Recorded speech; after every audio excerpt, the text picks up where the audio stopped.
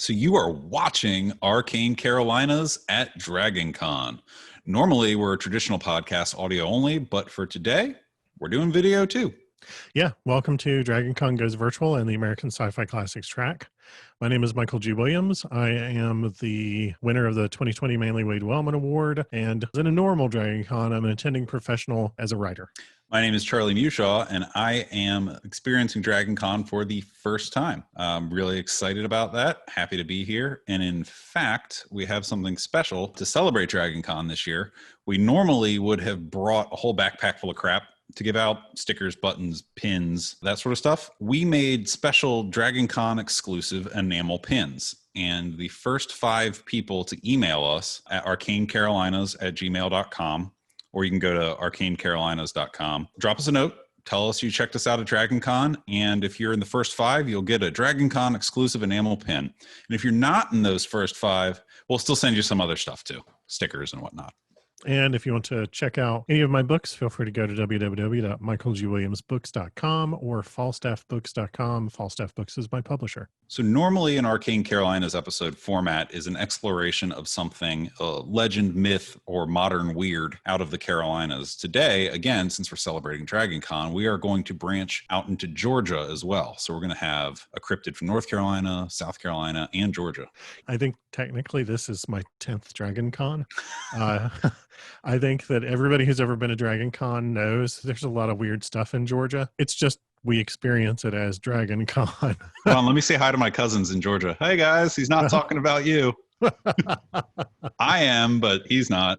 I have a lot of relatives in Georgia also, and I am talking about my family when I say weird stuff in Georgia. So the way it normally works is we do an hour-long exploration of a single topic. Obviously, in this circumstance, we want to relate the content to science fiction. So we're going to cover 3 different monsters very quickly and relate them to their pop culture representations. Yeah, go ahead. Dive in. I will dive in to the Lake Norman monster. That was totally by accident. I do say that a lot, but this is a perfect use of it also. So Lake Norman is an artificial lake constructed by the Duke Power Company between 1959 and 1964 in North Carolina. It's got 520 miles of shore length, a maximum depth of 112 feet, several sunken towns, 1 sunken airplane at least that we know about, several years of UFO sightings near its nuclear power plant, many ghost stories, confirmed irradiated groundwater, and Normie, the Lake Norman monster. I have a lot of questions for you about the sunken airplane, about how many sunken towns, about how many UFO sightings, and about how irradiated. And that's before we even get to the lake monster part.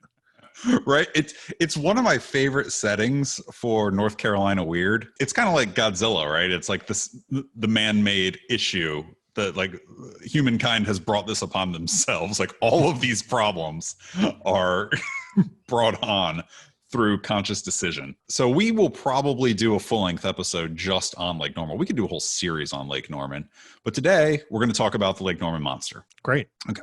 So descriptions of the monster generally focus on size. It was huge. It was gigantic. It had fins. It had scales. It broke the surface. I've never seen anything so big. What's really important to note about the Lake Norman monster is the descriptions don't line up with the sort of classic plesiosaurus body shape, like the Loch Ness monster, like little head on a long neck kind of thing. Okay, so it doesn't look like a brontosaurus out of Fred Flintstone. Correct. The descriptions are generally, it was a gigantic, literally monstrous fish. So it's like fish-shaped and everything. Yep. There are a little more details, and we'll get into that. One thing that's also important to note is that it has been cited by reputable witnesses repeatedly. The Army Corps of Engineers sends divers down to inspect the dam there for, infrastructure checks, which you need to do periodically. Army Corps of Engineer divers have reported seeing enormously large fish near the dam. One diver reported on the official Lake Norman monster sighting website that they saw a fish with a mouth 3 feet wide. So just the mouth was 3 feet wide. So like a whole yard or a meter. Yes. Just the mouth. Just the mouth. He did not know the length because it was hanging out in an abandoned house in part of a sunken town. So the fish had just made this human-sized house its home. Oh my God, this is amazing. I have never wanted to go scuba diving in my entire life, and now I want to go scuba diving once. Apparently just sat there just kind of like blub, blub, blub, blub. And he was like, that's a big fish. And slowly swam away and was like, I'm done here. Yeah, like at the bottom of artificial lakes, especially, the surface tends to be like really muddy and murky. Mm-hmm. And so I imagine that in order to have seen this 3-foot wide mouth, he had to get pretty close to it, which is exceptionally distressing. It's not like he saw it from across the abandoned underwater yard. It's that he was like right up on it. It was probably like...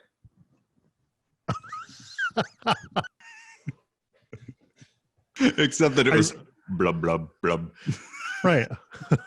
So many, many sightings. A lot of comments tend towards, it's a big catfish. My favorite ones are, it's an irradiated mutant fish, like Blinky from The Simpsons. Yeah. Which would be really cool. My personal theory is that it's a sturgeon, possibly irradiated. I'm not ruling that out. But a sturgeon is a lot spinier than catfish, which lines up with what I was going to say. We were going to get back to the descriptions. Some of the descriptions, more often than not, involve it had large scales and spines. And sturgeon have that characteristic. They also are known to break the surface of the water. They're generally just more prehistoric looking. Okay. And they're native to the Catawba River, which feeds the lake. Oh, that's a pretty strong argument. To be clear, I don't think this makes it any less cool. I think this is still an awesome legend. I mean, it's circumstantial evidence, but it's the closest thing to a scientific argument that I've heard for pretty much any lake monster ever. There's a fish that everybody knows is native to the river that feeds this lake, and there's a lot of radiation around. Classic science fiction is chock full of that kind of thing. And if there's ample food supply and no natural predators, right? These things can just keep getting bigger and bigger and bigger. There's entire television shows where the guy travels the world just discovering giant fish. Yeah, exactly. So I love the Lake Norman Monster. I think it's fun. I think a lot of people have seen it, and I really like that story. And that's our first cryptid that we're going to cover. That one was out of North Carolina. Well, let's talk about some science fiction examples of similar things. And I'm going to start with a movie that I really, really deeply love, which is Lake Placid. My dad took the entire family to see Lake Placid when we were kids. I guess I was a teenager. I was not the age where we were taking family trips to the movies. Yeah. And he packed everybody in the car. He was like, we're going to the movies. He wanted to see it so bad. I love this movie. This has a very special place in my heart. It was the first time that I experienced that Betty White had a really well-developed sense of herself. Obviously, I knew her from the Golden Girls and things like that. I had not anticipated seeing her in something like this. And to know that she was just like, yeah, no, I can definitely make the joke, be a part of the joke, depict the joke, everything about this. It's a snow day movie in my house. Really? Yeah, you know how you have like snow day movies that when you know, like, oh, we're going to be stuck inside. That actually comes from my wife because she apparently had a snow day many, many years ago. And there was like a Lake Placid marathon because there's been sequels. Oh, and, yeah. It was like, yeah, we just sat and watched them all. We've all been there. There's nothing wrong with that. Another one, it's not American and it's not technically old enough to be in the classic sci-fi track, but there's The Host from Bong Joon-ho, the director of Parasite, 2006 big chemically produced water/river monster movie that I went to go see at a horror film festival here in North Carolina, thinking it was going to be just a creature feature. And it turns out it's like 7 different movies packed together into one movie in a way that actually like interlocks rather than confusing itself. So good. Well worth watching if you've never seen it. Then there's The Crater Lake Monster. Have not seen this one. I don't recommend it. I mention it because it is regarded to be one of the worst monster movies ever made. It's from 1977. Yes. It's set in Northern California. It's about a Nessie-style, like, plesiosaur creature coming after the principals in the cast. However, they're not talking about Crater Lake in Oregon. They're talking about a much smaller lake in Northern California, which also has the name Crater Lake. It's not even retail Crater Lake. It's like bargain basement Crater Lake.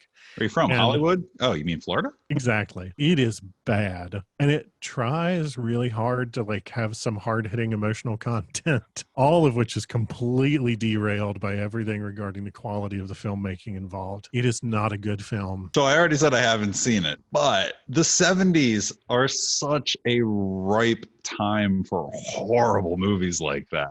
Oh, 100%. In my head, I'm already playing out what it would be like. I don't think this one has been done by MST3K. And if it has not, then it needs to be. It's that sort of bad. It is eminently capable of being made fun of. And that's why I'm really recommending it. If you want to pour a couple of beverages and hang out with some friends in the times when we can do that again. In the after times. Now we're doing our own sci-fi post-apocalyptic. When we and Mad Max and that kid from the second Mad Max movie are hanging out watching. I don't want to hang out with that kid.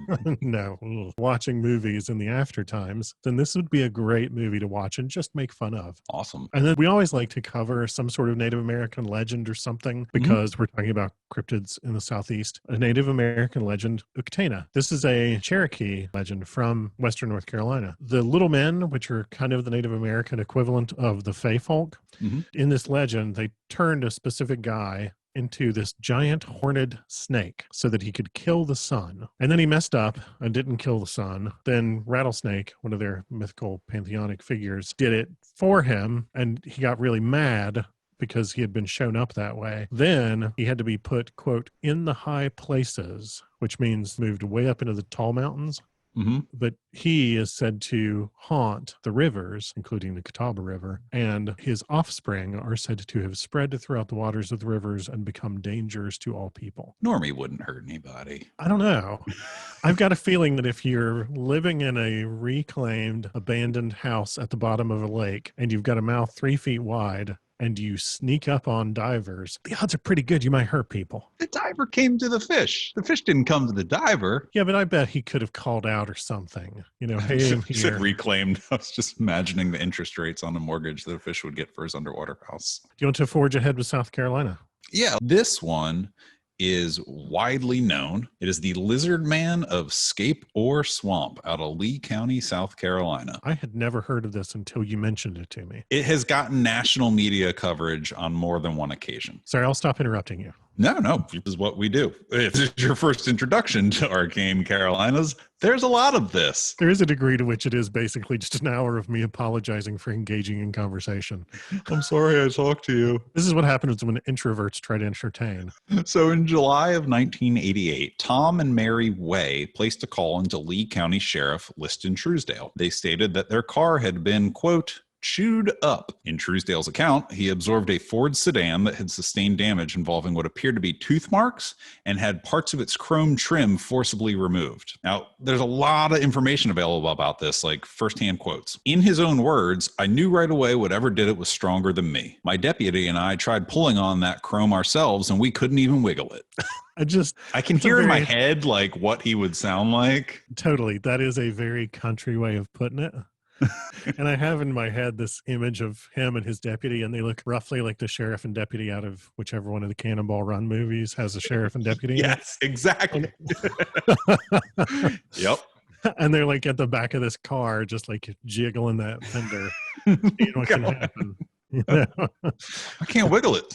So being a good sheriff, he began to comb for witnesses and leads, and he got statements from someone named George Holloman, who stated that a large beast had chased him and a friend from the nearby swamp. Other witnesses said that multiple neighbors had been reporting a strange creature. Now, I find that quote to be interesting because witnesses stated neighbors, so like secondhand. So at this point, it's kind of like, my buddy told me he saw something weird. And after hearing this, a 17-year-old named Christopher Davis reported to the sheriff that his car had been damaged similarly, but he hadn't wanted to talk about it due to what he saw and thought people would think he was crazy. He claimed the damage to his car was committed, whatever word you want to say. Perpetrated by a creature that he described in the Associated Press wire service as having rough green skin, red glowing eyes, and stood about 7 feet tall. That's a big critter. That is a giant lizard man. According to Davis, he was driving home from work. His car got a flat tire near the edge of the swamp. He finished fixing the tire, and he saw a creature walking towards him from across a field or out of the woods. Got conflicting reports on that. Some of them said like, he was walking across a field. And other ones were like, it was coming out of the woods. Davis gets in his car, freaked out, understandably, begins to drive. And the creature really fast, like Terminator 2 style, like closes the gap, jumps on top of the car and starts like tearing on the car. So he hit his brakes and the creature goes flying off the top. And then he drove away and was really scared and didn't know what to make of it all. This is some amazing action film lizard man spotting. That's primo. This hit the Associated Press. Like, this was big news. Yeah. Word spreads. So do reports of sightings. Notably, one report involved 4 witnesses claiming to have seen a creature about 7 feet tall with glowing eyes jump a security fence on the side of Interstate 20. 4 witnesses. Were they together? That part wasn't clear.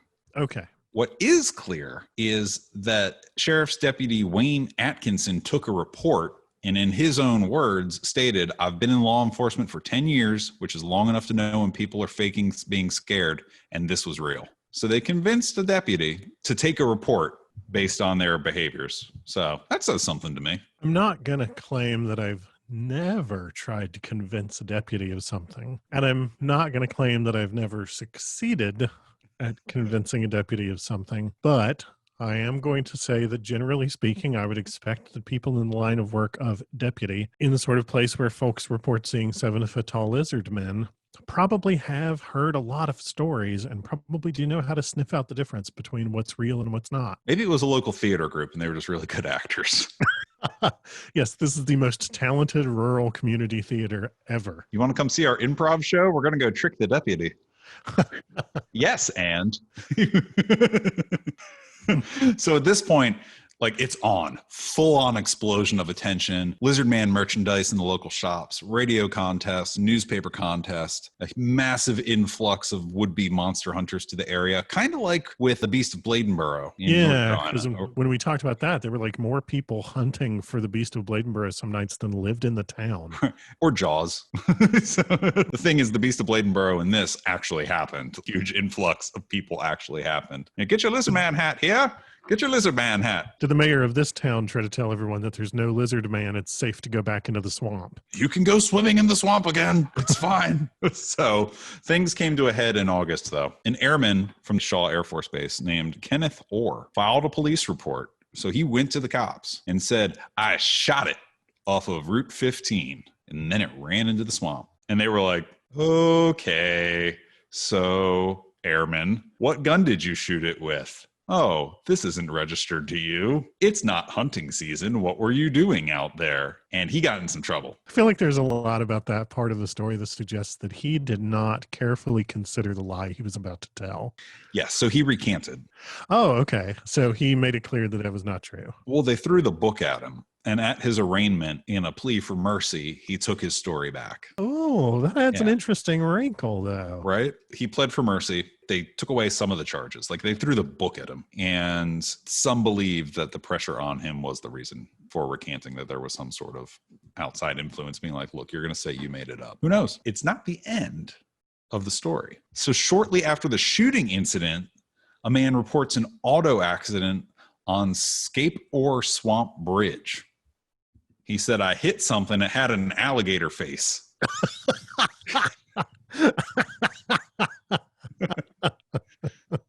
I just am imagining just like some person, but they're wearing like the horse head mask, only it's an alligator. They're just trying to get across the road, but their peripheral vision is totally blown from the mask. It's the budget mask from Spirit Halloween from the one side of the store, not the nice side of the store, so it's all wobbly. The bottom jaw is just flapping open. Man, I don't even look like an alligator. He said he hit something with an alligator face and it jumped off the bridge and fell into the swamp. And all of this occurred, everything that we've talked about occurred during 1988. But shortly after the car accident, which was the accident we just talked about, which was immediately after the shooting incident, the stories just died. Maybe it did die. Until 2015. Oh, no way. When a new sighting was reported and quickly gained coverage in the news again. Wow. Stephen Colbert covered it. That one was... He is from South Carolina. We'll just say that one doesn't ring out the way the rest of the story does. Okay. It doesn't even bear suffering the details. No, but There is a quote from a book published in 2007 that spoke with Sheriff Truesdale in retirement. And he said about all of this, too many people saw something, but I still don't know what it was. That's an interesting and open-minded take on it. I admire Yeah. that take. And the story's been covered on all the expected cable TV series. It's a bona fide legend in South Carolina. And most importantly of all, and worth mentioning, there is a festival/convention. There's a Lizard Man Con, and I really want to go. That is amazing. And it is, like we were talking about this the other day, that is within the realm of reason for being a day drive from here. I want to go. I'm in. So in the after times, I fully intend to go to the South Carolina Lizard Man Convention. That would be a lot of fun. Some sci-fi examples of things like the Lizard Man. First up, when you said Lizard Man, I thought like the classic 1980s TV show and, well, TV miniseries, then followed by the TV show. We talked a lot in the American Sci-Fi Classics track about V last year and the year before because we were approaching like big anniversaries for V. And I got to see some really great panels at Dragon Con where like the stars of V were on hand to like talk about what it was like to make the TV show. It was so much fun. V has always been one of my favorites. It was a real feat of practical effects in the 80s to have like these layers of mask on actors so that when something happened to tear the fake skin that one of the visitors was wearing, there would be the lizard skin underneath. They did really cool accomplishments with things like colored contact lenses. They did some really cool practical effects with the fact that the visitors like eat small mammals. So there are like scenes of them like eating rats and things. It is so creepy, so much fun. It is also all a very effective metaphor for fascism and dealing with what to do with an occupying power. That sort of stuff is written way throughout it. It is very explicit that this is a metaphor for fascism. I remember that when I was a kid. I remember being freaked out by that. It was a big deal in my childhood for sure. I'm going to let you talk about this one. One of my favorite Lizard Men stories are the Slee Stacks from Land of the Lost, and my second favorite hat. Land of the Lost is so great with the lizard people and like the little cave boy, like chaka chaka chaka. You've got your Sasquatch boy, you've got your lizard men. I just feel like that bears mentioning because they are definitely a pop culture classic sci-fi example of lizard people. I actually thought of you the other day when I saw that somebody had made a meme starring Slee Stacks. And I was just like, oh my God, I've got to remember to show this to Charlie. Another great one, Enemy Mine, the classic science fiction movie of the 1980s. The alien species in that is known as the Drax because they look like lizard people. Another classic science fiction species, Star Trek, the Gorn. Yes. What a great episode where Kirk has to fight the Gorn. It's so good. It's so good. I love when the Gorn's like translated speech is, I will be swift and merciless. And it's just like, how did these people figure out warp drives? But okay, sure. You know, I guess that was the goal. They wanted to be swift. You just have a little checklist. We are swift. You've been a little less merciless this week. We're going to need to mark you half a point on that one. Yeah, the Gorn have big signs up in their ships that say things like, it has been 87 days since the last incident of mercy. But also, it made me think of that when you were talking about the guy, the airman in South Carolina, saying that he shot the lizard man. I had this image of Captain Kirk when he makes his little cannon out of the like bamboo and stuff. And he shoots the Gorn, and then he like runs towards an alien deputy. I don't know. Help! A little more obscure from the world of Star Trek, from Star Trek Voyager, there's the Voth, who, if I remember correctly, are basically evolved Earth dinosaurs. See, I don't know those ones. Yeah, they've been around for so long and left Earth so long ago that they've like made it out to the part of the galaxy where Voyager takes place. So their peanut brain is now like a walnut brain. Yes, very much so. And then, of course, there are kobolds and dragonborn from D&D. And kobolds are my favorite. I love kobolds. Are you familiar with Pun Pun? No. During the era of, I think, 3.5. Okay. Somebody wrote an internet post somewhere, who knows, about Pun Pun, the super kobold. And what they did was work out all the like items. They worked out all the items and all the spells and everything else that you would need from the books. None of this is made up homebrew. In order to take a like bog standard kobold NPC and turn them into a god. And it does culminate in things like they have the leadership feed and they've got all the right gear and use the right spells and the right training books and things like that. And now they have like a charisma of 32 or something. And enough people are praying to them that they eventually achieve godhood. And that's what happens to Pun Pun. Pun Pun becomes the god kobold. So diverging a little bit, it's not lizard people, but it's similar in that it makes me laugh. Magic the Gathering had a goblin as a planeswalker one time, and it was like goblins are like these little disposable spells that you just cast and whatever, and and they made one like a main character. They made a planeswalker goblin at one point, and I love it when people do stuff like that, like take this tiny little creature and just like elevate it up to this position that it should probably not be in. I love that also, partly because it's fun as a player to imagine that happening to your character, but also because it is a fun way to point out the imbalances in a game system. Not to say, oh, this makes the game bad, but to say like, oh, this gives the game some interesting texture. And really quickly, one of the things I want to cover while we talk about the Lizard Man is this fascinating concept that I read about while researching this episode. In 1982, a scientist named Dale Russell, purely as a thought experiment, he was not ever proposing that these creatures existed, but he wanted to like kind of work through what would be required and what they would be like. He proposed what he referred to as the dinosauroid. Okay. And he took them as an evolution of a specific dinosaur named the Troodontid, which think of a raptor from Jurassic Park, basically. Okay.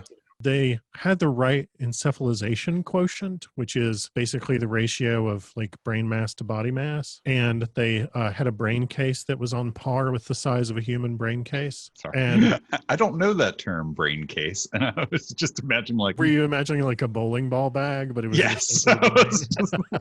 Just like a pelican case. Like, oh, it's a really nice brain case you got there. Yeah, totally. Troodontids also had apparently semi-manipulative fingers, like digits on their, what I will, for lack of a better term, call hands. They also had binocular vision. I don't like this at all. And his theory is that if a dinosauroid, like a humanoid but a reptile, had evolved from these, they might have had language that sounded like bird song, because this is fairly new into the era of openly associating birds as being evolved from dinosaurs. So the idea that there would be these creatures that were more or less human-sized, had the right ratio of brain size to body size, and language sounding like birds. Nope. Ooh, super fascinating. I'm out. I don't like these. I found it really fascinating, and I am going to definitely steal them for a D&D game at some point. This is a thing of nightmares. I don't want to think about these things existing. That's fair. I want to think about these things existing because I'm weird. I really do want to use them in a book, though, sometime. Do you want me to dive into Georgia? Yeah, let's get our Sasquatch on. When I set out to find Georgia cryptids, and you suggested Bigfoot or Sasquatch, then my first thought was, how many sightings of Sasquatch can there be in Georgia? And it turns out the answer is a lot. Sure. They got mountains. Yeah, right. They come from all over, though. And for each of the sightings that I'll talk about, I specifically relate them to how far they are from... Wait. I got to cut you off. You said they come from all over. Is there an underwater squatch? Is there a scuba squatch? Maybe is there a lake squatch? There's not a lake squatch to my knowledge, but that only means that we need to go find one now. I want there to be one, and it can fight that evil dinosaur creature that you described in the last talk. The dinosauroid is our friend. Don't get in the dinosauroid's way because he has semi-manipulative fingers / digits, and he will lock you in a room. I don't want that. Just to extend the nightmare. So we always, when we're talking about these, I always like really, for whatever reason, get into the origin of the words for these. Bigfoot was originally the nickname of a chief of the Wyandot tribe, who are an Iroquoian-speaking tribe from the Great Lakes region. We've talked about a lot of Iroquoian-speaking tribes in the course of talking about other legends. And later, there was also the nickname for a Lakota chief who was killed at the Wounded Knee Massacre in 1890 in the state of South Dakota. Sasquatch is also a term for them, and that's borrowed from the Halkomelem language, which is spoken by several different Pacific Northwestern tribes. Just to make sure everybody knows what it is, Bigfoot or Sasquatch is a hominid or primate of great height and broad build, covered in hair or fur, otherwise described as an ape man or a hairy humanoid. Like a giant chaka. Yes. Sorry. And I mentioned those origins of the term also because Bigfoots and Sasquatches are closely associated with the Pacific Northwest, particularly since the Patterson-Gimlin film. It was released in 1967. Patterson and Gimlin said they filmed it in the woods in Northern California in 1967, and that they have no idea what they caught on camera other than that it was a Bigfoot. There's been a lot of controversy around this film in the over 50 years since it was released, but I'm not going to get into that. I'm just saying most of us think of Bigfoot as being a Pacific Northwest creature, but the same or similar beings are described in cultures and places all over the world. You've got the Yeti of the Himalayas. You've got creatures like this everywhere in the world. And Bigfoot seen in Georgia as recently as 2019. So in May of 2019, my hat is off. So you're saying there's a chance. I'm saying there's a chance. My hat is off to you for telling me that there was a sighting as recently as 2019, by the way. In May of 2019, a man who has refused to give his name ever since told the Charlotte Observer, the same paper that we talked about in the Brown Mountain Lights episode, that he saw a 7 to 8 foot tall Sasquatch in the Rich Mountain Wilderness area along Highway 515 near Cherry Log, Georgia, between Ellijay and Blue Ridge, Georgia, 2 towns. And to put that in terms of Dragon Con, that is an hour and 20 minutes north of the Marriott Marquis, which is where the American Sci-Fi Classics track meeting room is. So if this were normal Dragon Con, we would be an hour and 20 minutes away from the spot where this happened. And we'd do a road trip. It would be very feasible. So the man said, quote, "My own wife didn't believe me, I guess. It wasn't no bear. It was walking straight up like a human with long arms, swinging back and forth like a monkey. I saw it on the side of the road. It took 5 steps and was gone in the woods."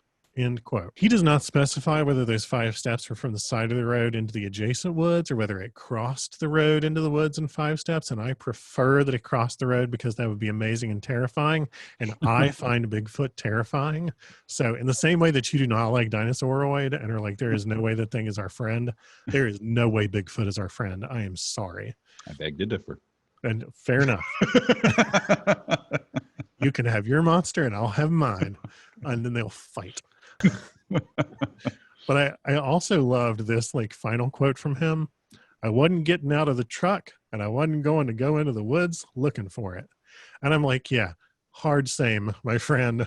So this person didn't give a name and hasn't given any follow-ups, right? He apparently has spoken to several media outlets and to a couple of research organizations and resolutely refuses to allow his name to be used because he's worried that he'll be made fun of. This is a lizard man. This is a lizard man with a cell phone snitching on Bigfoot, trying to get the heat off of him and put it on Bigfoot.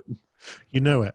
But no, I always find instances of that really compelling though. When somebody could have made money off of this. Yeah. Undoubtedly, there are people who have offered him money to come to make a public statement. Sure. And he has refused everything. It lends credence to it. It certainly lends credence to the statements. Yeah, he has not in any way sought to gain by sharing this story. Now, the Rich Mountain Wilderness area is huge. It's a great big wilderness preserve just north of Atlanta. So it's kind of exactly the right setting for them.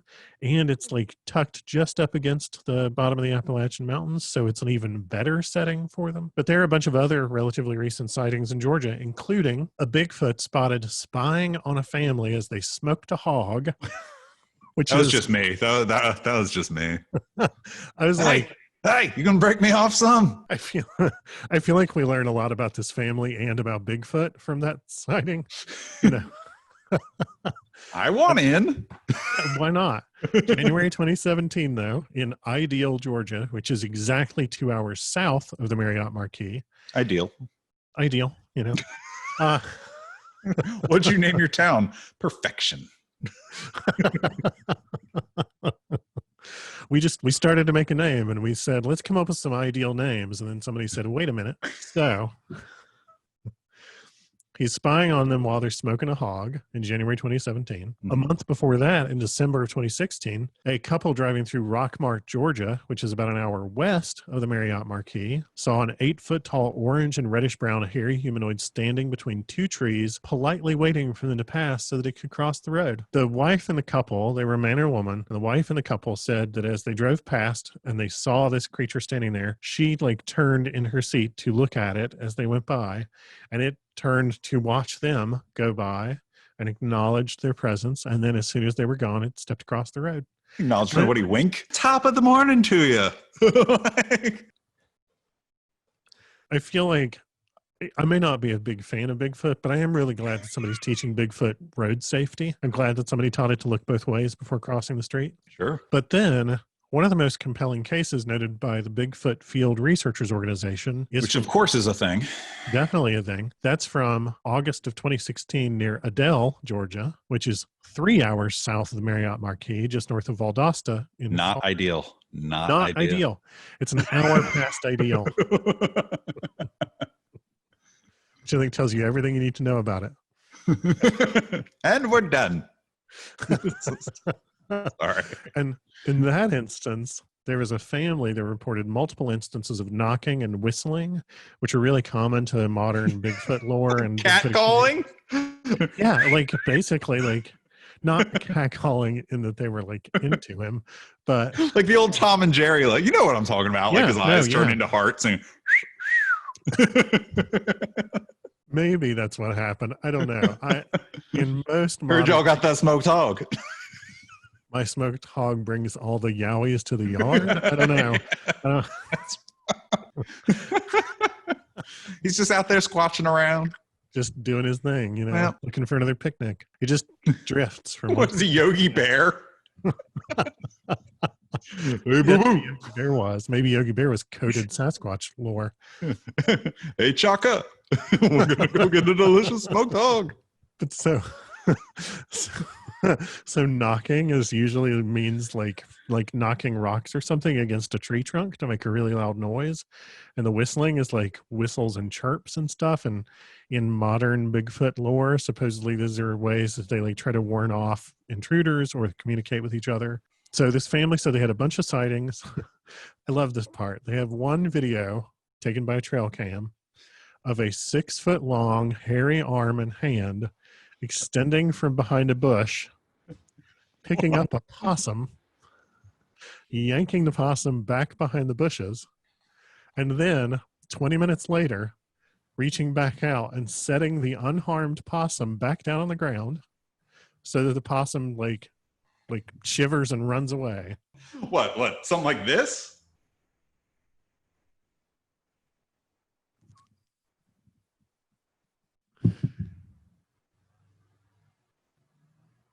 Very deliberate. Very, very deliberate. It is a little, shall we say, staged. But I also kind of love the idea that Sasquatch is real bored in the middle of the night, and he's just like hanging out in these people's yard trying to make cat videos because he's heard those are popular on the internet. But he doesn't have a cat. He's just like in the wilds of Adel, Georgia. And so the best he can do is a possum. I just really love that story. I don't know. I mean, listen, if I ever come across a trail cam, I'm not going to lie. I mess with it. I decidedly pose when I see a trail cam because I know that someone is going to come back for their camera to review their footage, and they're going to be like, this ding dong. So all I'm saying is I get it.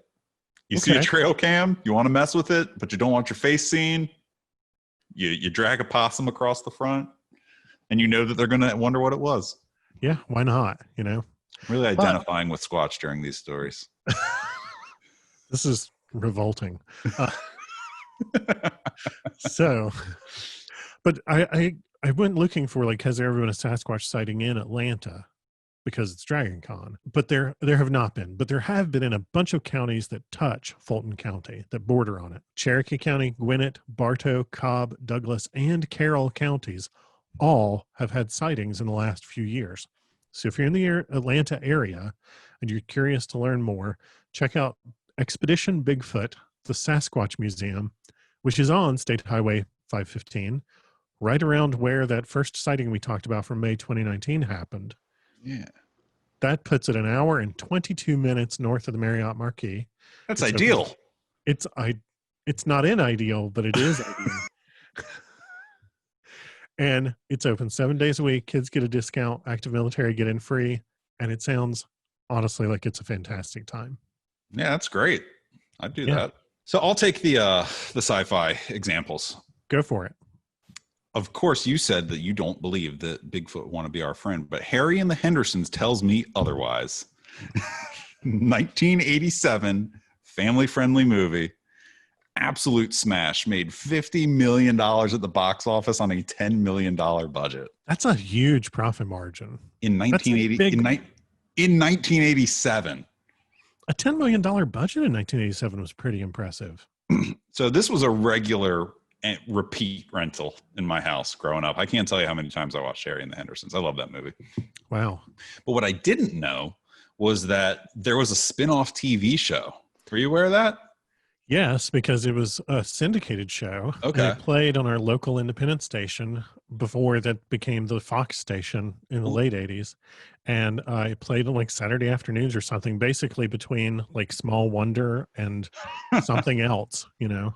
It ran for 72 episodes. That's a lot. That's like 6 seasons. It's a lot. It's almost 4 seasons. Significant amount of work went into that show, which I'm like, I don't know what that says about me that I didn't know about it. But also in 1987, there was a family-friendly, we'll call wood booger, boogeyman of the woods. There was a family-friendly wood booger flick called Cry Wilderness. Some kid somewhere wanted to see Harry and the Hendersons wound up with this absolutely poor substitute. Is this bargain basement Harry and the Hendersons? Yeah. Variety magazine called it one of the worst movies ever made. Ooh. It was in Mystery Science Theater in season 11, episode 2. So you can catch it. I just realized that I have now seen this movie. Oh, okay. Yeah. Oh, it is not a good movie. Oh. No, it tries to be like 7 different movies at once, and it fails at all of them. So apparently it was originally supposed to be like a horror movie. And the producer came back to the scriptwriter and said, no. I need you to take out anything that could possibly be construed as an adult element. He was like, that doesn't really leave me with much. He goes, I don't care. He was like, no, this is a movie about nothing. And the producers were like, we don't care. That's what we want. So it's a total lemon. Everything about it is bad. I just want to note that. The special effects are bad. The script is bad. The lighting is bad. The filming is bad. Everything is bad. Just like, let's talk about another bad movie. Boggy Creek 2, The Legend Continues, which is not actually the second, as the name would have you think, but the third movie in a series of 5 Sasquatch-themed creature features. Oh my God. I had no idea there were that many boggy creeks. This one had to do with Bigfoot and its progeny and trying to save child Bigfoot. Okay. The series has spanned from 1972 to its most recent entry in 2011. 2011? And I credit that to it being number 2, being the most popular, obviously, because we're talking about it, because we know about it, because of Mystery Science Theater, which, season 10, episode 6. So I think probably somebody saw it and was like, we should make another one. The timing is right. That's really funny. You know, there have actually been several people who had failed independent film projects that got picked up by MST3K who then went on to make more movies because they all of a sudden had a little interest. Sure. Absolutely. I love the schlocky, independent, poorly produced, but have a big heart movies. And actually, Boggy Creek 2 and Cry Wilderness are 2 of my favorite MST3Ks of all time. MST3K's treatment of Cry Wilderness is one of the funniest MST3Ks ever written. It is dense with jokes. It's one of those MST3Ks that you keep having to pause because you're still laughing at the last joke when they make the next joke, and so you missed it. Right. You're like, I don't want to miss anything. Rewind. Yeah. The $6 Million Man did a 2-part episode about Bigfoot in 1976, where Bigfoot is actually found out to be a robot built by aliens to protect them from interlopers. So that's really funny. And part of what I find funny about that is that there actually are people who try to connect Bigfoot to UFOs. And there are a ton of reported UFO sightings that involve Bigfoots and Bigfoot sightings that involve UFOs. This actually got novelized. It got turned into a book. It was so popular that they did a novelization of this 2-part episode. I know it doesn't make great radio, but I just had to close my eyes and sit in stunned silence for a moment. That is insane. So basically, somebody got paid to write that twice. Once for the episode and once for the book.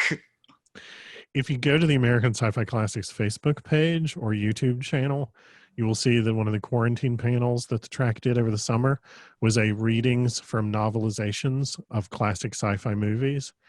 And if they do that again next year, I am already calling dibs on the $6 Million Man Sasquatch episode novelization as what I will read. Speaking of books. Yeah, I just wanted to mention that a friend of mine, Patrick C. Green, he's a really great writer out of Western North Carolina.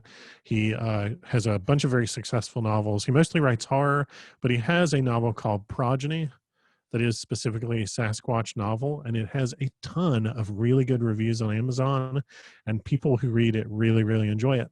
Just give him a shout out. And we will note specifically the X-Files did not do a Bigfoot episode. Yeah, since we kind of style ourselves as sort of the X-Files of the Carolinas, it's really worth noting they never went there, and I'm really surprised. What I could find online was that they didn't want to. They felt like it was expected, so they didn't want to do it. That makes sense. I can see that. So I get that. I guess feel the that way. Closest they got was the Jersey Devil episode from season 1. Well, they did that one where the person could like blend in with the trees. Was that the same one? Is that the same one as the Jersey Devil episode? I think that was the Jersey Devil episode, yeah. Okay. Which in and of itself is a great legend. That's it. Yeah. That's all I had. Same here. I just want to say thanks for watching. Thanks for being a part of Dragon Con Goes Virtual. Thanks for watching the American Sci-Fi Classics track. And thanks for listening to our episode. We hope you like it. If you did, consider subscribing to our podcast, Arcane Carolinas. We're available through Apple Podcasts, Google Play, Spotify, iHeartRadio, and anywhere you consume podcasts. While we hope you liked it, if you didn't, we still want to hear from you. Tell us what you think we could do better. Email us at arcanecarolinas@gmail.com. Check us out on the web, www.arcanecarolinas.com. And don't forget, we have swag specifically for you, Dragon Con attendees. All you need to do is email us, tell us that you want some, and we will get it in the mail to you free of charge. Yeah. And normally panels wrap with everybody reminding everybody of where to find them online, things like that. So I'm just going to say again, you can find me at www.michaelgwilliamsbooks.com. I'm a writer. I won the 2020 Manly Wade Wellman Award for my novel, A Fallen Autumn. I write science fiction and urban fantasy. And a boxed set of my first urban fantasy series, The Withrow Chronicles, just got released by Falstaff Books the week before Dragon Con. Very cool. And I'm Charlie Mushaw, have none of those credentials, and just hope that you like and subscribe Arcane Carolinas. And folks can find us on Facebook also, right? Yes. So if you go to arcanecarolinas.com, it's sort of our web portal. We're on Instagram, we're on Facebook. There's going to be photo albums posted to both for each of our episodes. So sort of source materials, and you can see cool behind the scenes stuff. I don't want to give too much away, but sometimes we do little chemistry projects to test the science behind legends and lore. Specifically, I'm referencing the Devil's Tramping Ground. So check that out. I hope you like it. It was a great episode. Okay. Well, I think that probably puts us right out of time. All right. Nighty night, sleep tight. Don't let the lizard people bite. I don't know. That works. All right.